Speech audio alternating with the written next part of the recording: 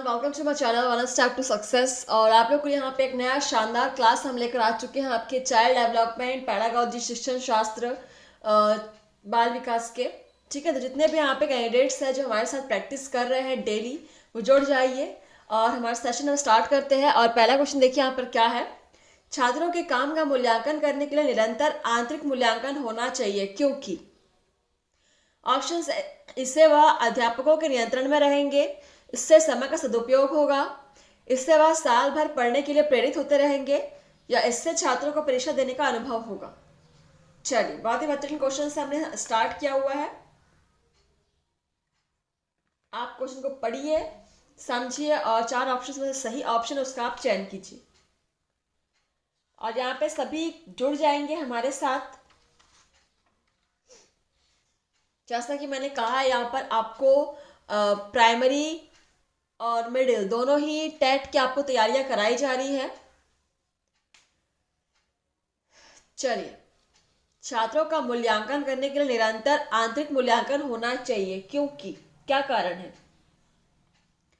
इसका आंसर हो जाएगा, इससे वह साल भर पढ़ने के लिए प्रेरित होते रहेंगे। Option C is correct. ठीक है, right answer is option C. Note कर लेंगे। क्वेश्चन नंबर है हमारा 49। अध्यापक को मनोविज्ञान का ज्ञान होना चाहिए। मनोविज्ञान में अध्ययन करते हैं हृदय का, व्यवहार का, शरीर का, मस्तिष्क का। बहुत ही सिंपल सा आंसर है इसका। मनोविज्ञान में हम किसका अध्ययन करते हैं? बिल्कुल, व्यवहार का अध्ययन करते हैं। Option B is correct. चलिए, नेक्स्ट हमारा क्वेश्चन नंबर है 50।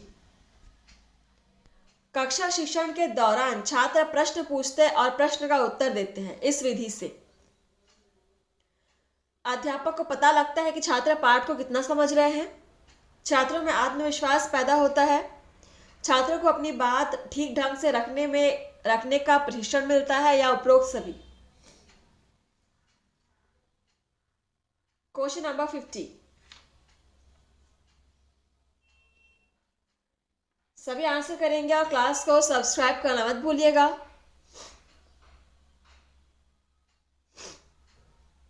तो कक्षा शिक्षण के दौरान छात्र प्रश्न पूछते हैं, प्रश्न का उत्तर देते हैं। इस विधि से क्या होता है?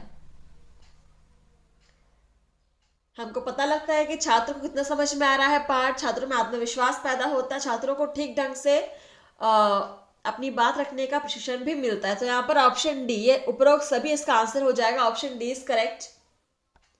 Question number 51।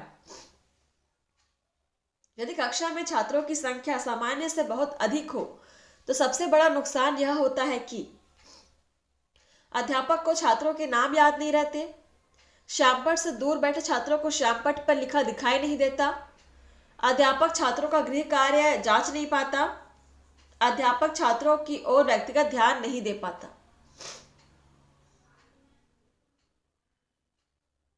चलिए, TET exams, teacher eligibility test के यहाँ पर आपको क्वेश्चंस कराए जा रहे हैं। सीडीपी के क्वेश्चंस हैं। आप सेंट्रल टेट या UP TET, H TET, HP TET, REET, हर तरह के यहाँ पे आपको प्रैक्टिस सेशंस मिलेंगे।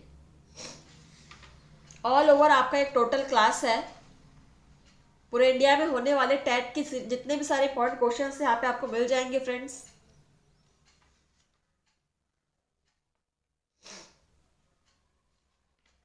यदि कक्षा में छात्रों की संख्या सामान्य से बहुत अधिक हो तो उसका सबसे बड़ा नुकसान क्या होता है?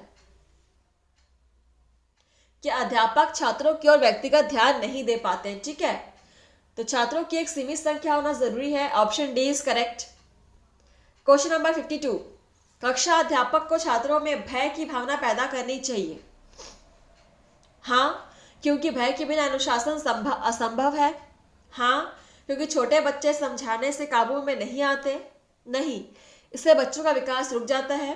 नहीं, क्योंकि इसकी शिकायत वे अपने माँ बाप से करेंगे। तो क्या लगता है आप सभी को, क्या होना चाहिए सही आंसर? कक्षा अध्यापक को छात्रों में भय की भावना पैदा करनी चाहिए। अगर चाहिए तो क्यों चाहिए, और नहीं तो क्यों नहीं?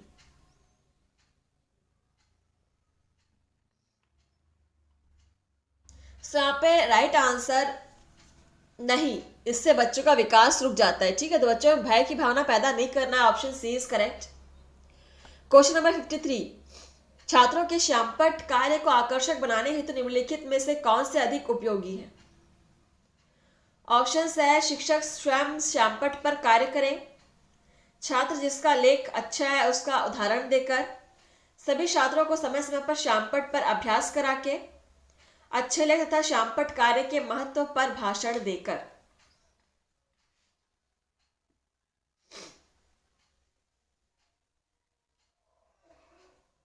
चलिए आंसर कीजिएगा। छात्रों के श्यामपट्ट कार्य को आकर्षक बनाने हेतु निम्नलिखित में से कौन सा सबसे अधिक उपयोगी है? उपयोगी सारी ही है, लेकिन सबसे बेस्ट आंसर आपको क्या लग रहा है?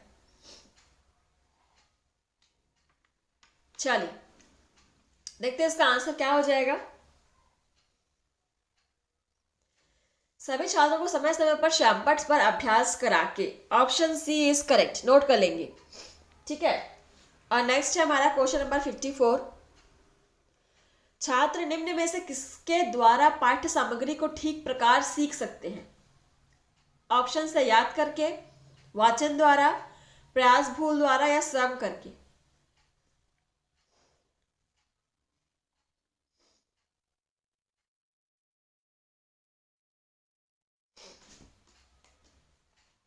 ये क्वेश्चन हमने पहले भी किया हुआ है कि छात्र निम्न में से किसके द्वारा पाठ्य सामग्री को ठीक प्रकार सीख सकते हैं। बिल्कुल स्वयं करके। जब बच्चा किस चीज को स्वयं करके सीखेगा तो वो चीज उसको हमेशा याद रह जाएगी। नेक्स्ट क्वेश्चन नंबर है आपका 55, छात्रों का निम्नलिखित में से किस विधि द्वारा सही मूल्यांकन संभव है? ऑप्शन है वर्ष में एक बार मूल्यांकन द्वारा, वर्ष में कम से कम 2 बार, वर्ष में समय समय पर मूल्यांकन द्वारा या वर्ष में केवल 3 बार। चलिए आंसर करेंगे।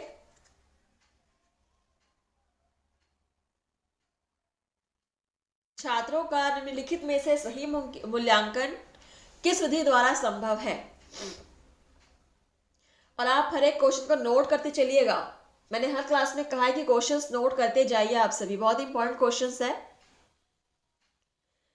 तो छात्रों का सबसे सही मूल्यांकन वर्ष में समय समय पर मूल्यांकन द्वारा। ठीक है, एक वर्ष में, एक सेशन में, साल भर में समय समय पर उनका मूल्यांकन होता रहना चाहिए।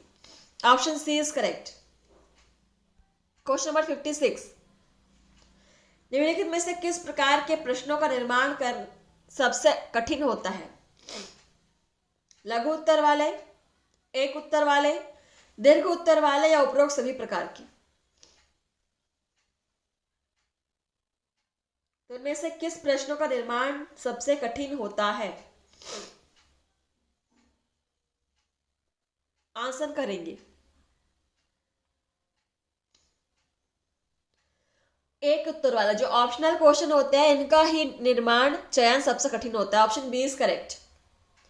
क्वेश्चन नंबर है आपका 57, विद्यालय के छात्रों में भाषण देने की कला को विकसित करने हेतु क्या करना चाहिए?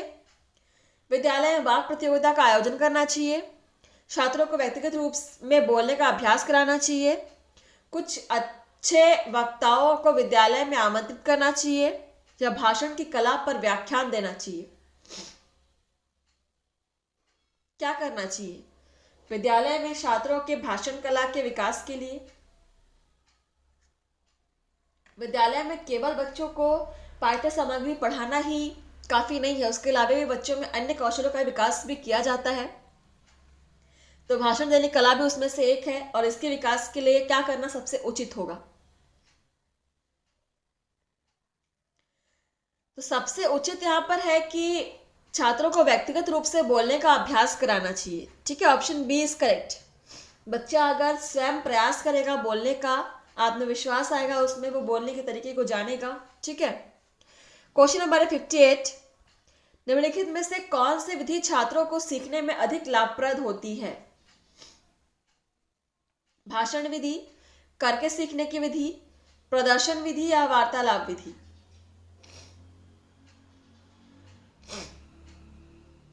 इनमें से कौन सी विधि छात्रों को सीखने में अधिक लाभप्रद होती है? बहुत ही अच्छा क्वेश्चन है और आंसर भी आपका बिल्कुल आपको पता है। करके सीखने की विधि ही सबसे अधिक लाभप्रद होती है छात्रों के लिए, कि वो स्वयं किसी चीज को करके देखे और उस चीज को सीखे। नेक्स्ट हमारा क्वेश्चन नंबर 59। छात्रों को प्रेरित किया जाता है उदाहरण प्रस्तुत करके, उपयुक्त पारितोषिक देकर, भाषण देकर या निर्देशन देकर।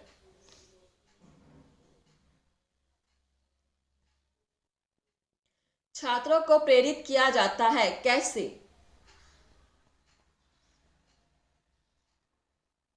सो यहाँ पर सही आंसर आपका हो जाएगा उपयुक्त पारितोषिक देकर। ठीक है, ऑप्शन बी इज करेक्ट। चलिए नोट कर लेंगे। और अगला हमारा क्वेश्चन है 60 नंबर क्वेश्चन। छात्रों को नवीन पाठ्य पुस्तक सीखने हेतु सबसे पहले क्या करना चाहिए? ऑप्शन है छात्रों के स्तर का ज्ञान करेंगे, नवीन उदाहरण देंगे, नवीन विधियों का प्रयोग करेंगे, छात्रों को सीखने के नियम बताएंगे। छात्रों को नवीन पाठ्य पुस्तक सीखने हेतु सबसे पहले क्या करना उचित होगा? नोट कर लीजिए क्वेश्चन को। क्वेश्चन नंबर है आपका 60।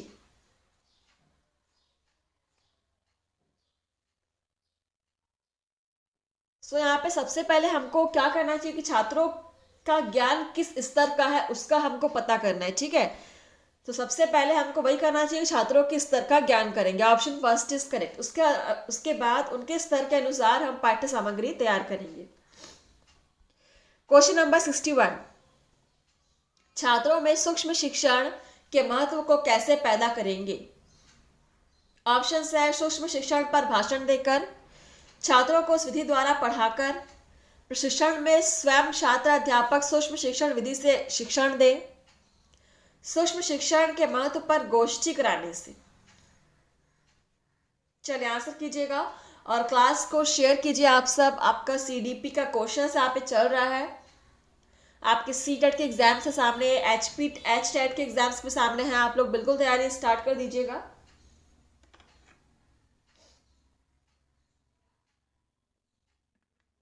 Question number 61।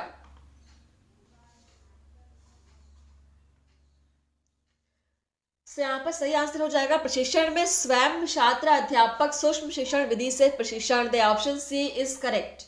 ठीक है, चलिए बढ़ते अगले क्वेश्चन की तरफ। हमारा 62 नंबर क्वेश्चन। छात्रों में स्व अध्ययन का विकास करने हेतु क्या करना उचित होगा? और ऑप्शन है स्व अध्ययन के महत्व पर भाषण देना, छात्रों की रुचि अनुसार पाठ्य सामग्री देना, विद्यालय में स्व अध्ययन हेतु स्थान की व्यवस्था, उपरोक्त सभी बातों का ध्यान रखना चाहिए। ऑप्शंस को पढ़िए और जो सही आंसर है, उचित आंसर है, उसका आप चयन कीजिए।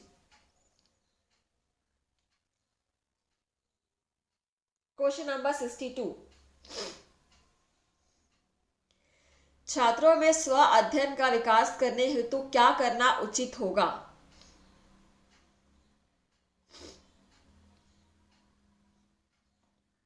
सो यहाँ पे जो हमारे ऑप्शंस दिए हुए हैं कि स्व अध्ययन के महत्व पर भाषण देना, ये बिल्कुल सही है। छात्रों की रुचि अनुसार पाठ्य सामग्री देना, ये भी उचित है। और विद्यालय में स्व अध्ययन हेतु स्थान की अवस्था भी बिल्कुल सही है। और यहाँ पे हमारे पास दिया भी हुआ है कि उपरोक्त सभी बातों पर ध्यान रखना चाहिए, तो बिल्कुल ऑप्शन डी इज करेक्ट। ठीक है, नेक्स्ट है हमारा क्वेश्चन नंबर 63। आपके विचार से पाठ्यक्रम कैसा होना चाहिए? ऑप्शन है छात्र की रुचियों के अनुसार होना चाहिए, ऐसा हो जो छात्र की आवश्यकता के अनुसार बदला जा सकता है, छात्र की क्रियाशीलता का सदुपयोग करने वाला हो, या उपरोक्त सभी।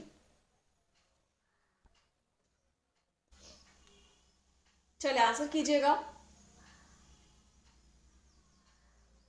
आपके विचार से पाठ्यक्रम कैसा होना चाहिए? छात्रों की रुचि के अनुसार होना चाहिए, बिल्कुल सही बात है। ऐसा हो जो छात्र की आवश्यकता के अनुसार बदला जा सके, भी बिल्कुल सही बात है। और छात्र की क्रियाशीलता का सदुपयोग करने वाला हो, बिल्कुल। और यहाँ पे ऑप्शन है हमारे पास उपरोक्त सभी, तो हम उपरोक्त सभी को ही सेलेक्ट करेंगे। Option D is correct. ठीक है, अगर उपरोक्त सभी नहीं होता तो हम यहाँ पर जो सबसे उचित है उसका चयन करते, लेकिन हमारे पास उपरोक्त सभी था, इसीलिए हमने सभी को चयन किया। क्वेश्चन नंबर 64, कोई छात्र आपकी खूब खुशामद करता है, उसे रोकने के लिए आप क्या करेंगे? ऑप्शंस है, उससे कह देंगे कि खुशामद से कोई लाभ नहीं होगा, उसके अभिभावकों से उसकी शिकायत करेंगे, उसको दंडित करेंगे, या उसके प्रति उदासीनता दिखाएंगे।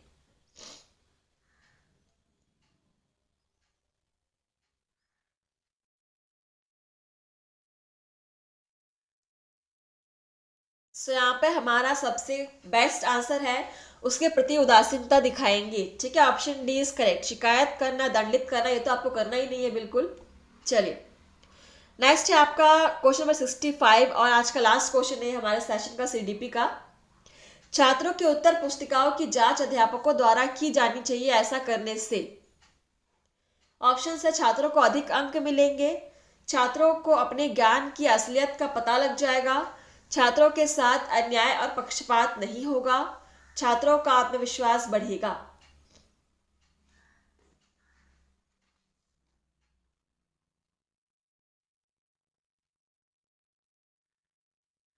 चलिए बताइएगा। छात्रों की उत्तर पुस्तिकाओं की जांच अध्यापकों द्वारा क्यों की जानी चाहिए और करने से ऐसा क्या होता है?